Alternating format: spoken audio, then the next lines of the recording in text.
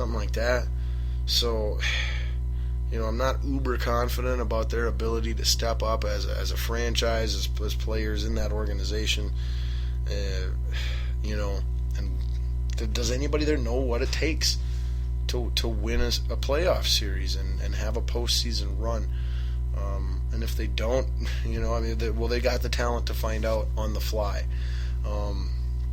Whereas Texas, they're, from an organization, they're pretty consistent, but just they always seem to choke, and I don't think on paper they are as good as the Toronto Blue Jays. Plus, like I said, the Toronto Blue Jays were my pick from mid-season all the way on. So I'm picking the Blue Jays in however many. I don't know if the division series is 5 games or 7 games. It should be 5. It might be 7. But whatever it is, it's going to take all of them. And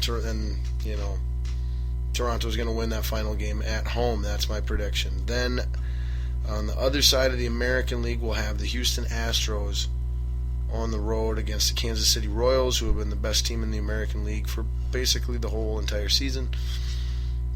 I have a hunch about these Houston Astros. For whatever reason, I like Correa a lot, the young guy. Keuchel, the guy they had pitching last night.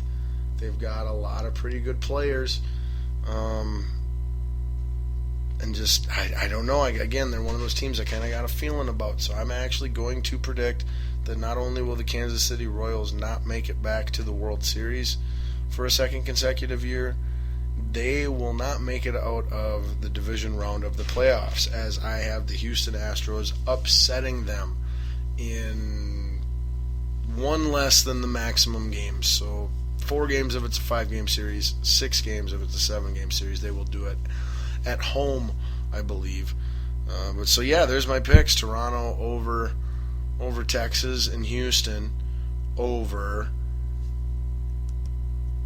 the Royals. All right, so then we'd move to the National League, and I'm picking Pittsburgh. I'm going against Back to the Future, which is probably not a good idea, but I'm picking Pittsburgh to win tonight.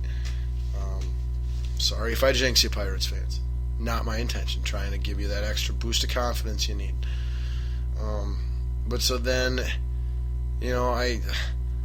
I think the same thing's going to happen. I think over on the National League, I think you get the Cardinals losing in the first round to either the Cubs or the Pirates.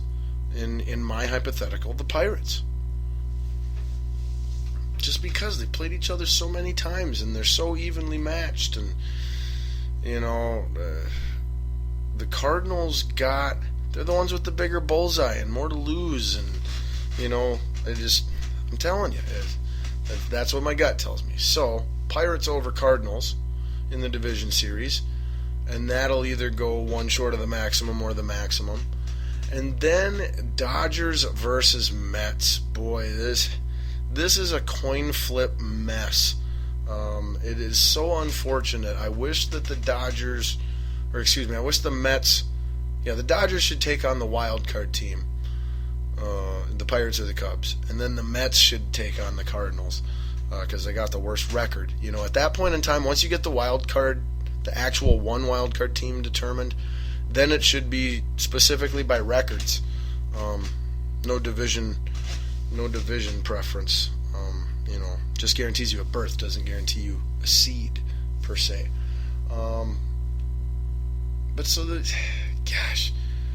Dodgers hosted. I'm pretty sure the Dodgers have the better record than the Mets. They would be the higher seed, I'm pretty sure. Don't quote me on that, though.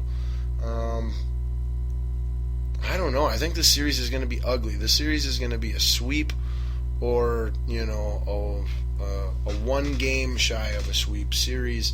I simply have no idea who is going to be on which end of that. I think it's a total coin flip. However, I think the Dodgers are definitely a safer bet than the Mets. The Mets are, known for choking, collapsing, not being reliable, not being able to get the job done. So I'm going to go Dodgers in a sweep of the Mets. Maybe the Mets will win one game. So that would leave us then with a Pirates at the Dodgers in the National League, which I'm loving that. Honestly, either one of those in the World Series I'm happy with. But I'm going Pirates. I'm riding Pirates. They're my National League team this year. Watch them lose tonight and not even be in the real playoffs. So yeah, no pressure. Not trying to jinx you, Pittsburgh. Not trying to jinx you tonight, but watch. That's exactly what's going to happen now that I've opened my big fat mouth. But I got a sports talk show. I have to try and make some bold predictions. And then in the American League, ALCS, boy, this is going to be my favorite part of the whole postseason if it plays out my way. The Houston Astros on the road against the Toronto Blue Jays. Honestly, the winner is every baseball fan watching this, every underdog across the world ever. But I'm going to pick ultimately Toronto to win that series, and Toronto is my American League representative in the World Series. So I am telling you right now, Scotty Ball's bold baseball prediction for this postseason is your World Series will be the Toronto Blue Jays versus the Pittsburgh Pirates. And again, whoever wins, it's fantastic for baseball and fans. But I'm going with Toronto, even though I'd rather Pittsburgh win. I'm much more a Pittsburgh fan. I'm not a Toronto fan, but it's just they're the team I picked. I saw something in them. I felt something about them right around All-Star break time, and I'm not backing off on them now. So your World Series, I'm picking the Toronto Blue Jays to be victorious over the Pittsburgh Pirates. Bam! How's that for baseball? I don't know that we've devoted that much time to baseball since our baseball season preview extravaganza, which I'll dig up and try and compare more exactly what we did right and wrong next week. I think you needed to get your head, fully around everything where we were at to be ready to enjoy these Major League Baseball playoffs, which started last night, continue tonight. Pittsburgh versus Chicago. So, let's see, did we have anything else baseball? Oh, yeah, my Twins just missed out on that second wild card spot in the American League. But overall, a success. I believe it was 83-79 was our final record. 4 games above 500. That is definitely farther along in the rebuilding project than we were supposed to be this season. Things look bright. We simply need to figure out our pitching staff. Several questions there, both in the closer role, the middle relievers of the bullpen, and our starting rotation.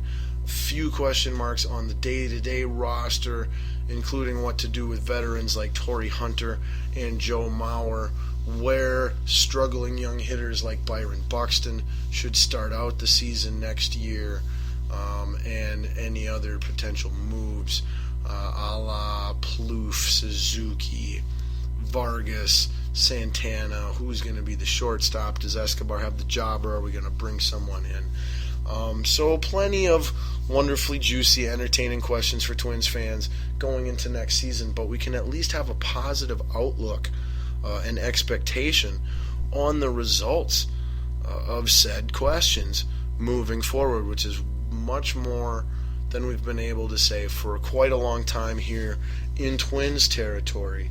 And then one last bit of baseball news before we officially put balls on fire out and move on to our next segment of the show is that Washington Nationals manager Matt Williams, who I remember from his San Francisco Giants days, back when both he and I were considerably younger, he got the axe. That's right, he got to ask. He got the axe. He is no longer the manager of the Washington Nationals baseball team. He got fired, deservedly so. His team was in first place for the good first half or little more in their division, National League East, this baseball season. They inexplicably collapsed post All-Star break. No shortage of talent whatsoever. Phenomenal players on that team, like Max Scherzer, pitcher, who might get the Cy Young yet. which hopefully we'll be able to go over next week. Another reason I'm saving the preseason picks comparison for next week's show now, because we can compare the individual award stuff to that. But Matt Williams just lost control of that team. They, like I said, they inexplicably started losing games and threw away their lead. It wasn't necessarily that the Mets played a ton better or anything like that. Didn't really have a whole lot of injury issues. Just, very. And then last week we saw the incohesiveness in that clubhouse as closer Jonathan Papelbon stuck his hand in superstar fielder Bryce Harper's throat and rammed him up against the wall after not satisfactorily running out a routine fly ball to Papelbon standards. So that was just another example that he completely lost the clubhouse, had no control over it. And the worst part was, post-game, when asked about the incident, Matt Williams said he didn't even see it happen and didn't know it happened because he was at the other end of the dugout when it happened. Wow. You're going to go with the clueless, your job's clearly on the line, you're a dead man walking, and you got a couple games left in the season, you have this ugly incident break out between two of your players like that, and your attempt to save your job was play the clueless card. Man, I like Matt Williams as a guy. He did some good things throughout his tenure there as a manager. I'm not down on him as a manager, but he no longer needs to be that manager. Might need a year away from the game, or 1 to 3 years as more of a positions specialty coach on someone else's team. But I liked him a lot as a player. I still like him as a manager, but he needs to reassess his managerial approach and philosophies and skills and desires as well. I think he might be much better suited as someone's hitting coach or something like that. Just might be the more appropriate job for his personality and his skill sets. But there you have it. Balls on Fire has officially been put out. Still lots more. We're just scratching the surface here this week on Balls Deep Sports Talk. Thanks so much for tuning in on WNLMradio.com, the Spreaker app, TuneIn app, SoundCloud, and YouTube. All right, so coming up next on the show, we are debuting a new segment, which is basically the football segment. Spoiler alert. Now with it being football season and me being a football guru, a football expert, an elite football mind, if you will, I can't help but devote a lot of showtime to football each and every week, both my Minnesota Vikings as well as the entire National Football League, as well as the Gophers and college football. So I've decided over the course of the last couple days that I just need to have an entire football segment for the show. And so that's what we're doing. Tonight is the debut of our new weekly football segment where we will for sure talk NFL football, and most likely as well, but not necessarily, not always, talk college football as well. So it is all football encompassing, but primarily it's only guaranteed NFL and Vikings, which, Vikings are NFL, I know that, but just to be more specific. So, what's the name of the new segment, Scotty Ball? What's the name of the new football segment? You can't just call it the football segment. Well, why can't I just call it the football segment? That's what it is. It's the segment about football. But you can't call it that. It has to be something creative or clever or funny or stupid, or it has to be something. It has to garner a response of some kind. Fine, all right.